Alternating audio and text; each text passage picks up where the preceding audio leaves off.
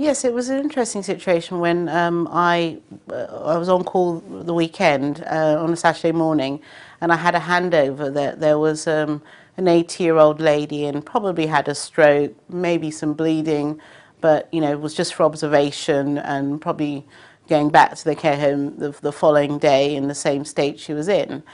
And I looked through the notes and realised that she'd been brought in from a care home, and I couldn't see it documented anywhere that anyone had spoken to anyone from the care home about her normal, her usual demeanour, what she usually liked.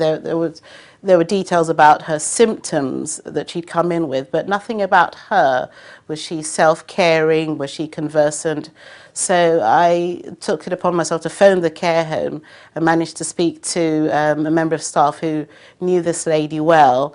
And it was fascinating because she actually said, yes, she's normally alert, conversant, and with help can feed herself. And this certainly wasn't the lady I saw in front of me.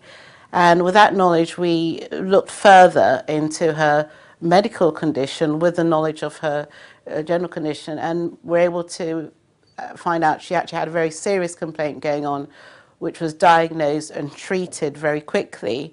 And she was a changed woman by the end of the day. She was alert, conversant, and in fact the nursing staff couldn't quite believe that this lady that they thought had senile dementia and possibly a stroke was actually the same lady speaking to them that evening.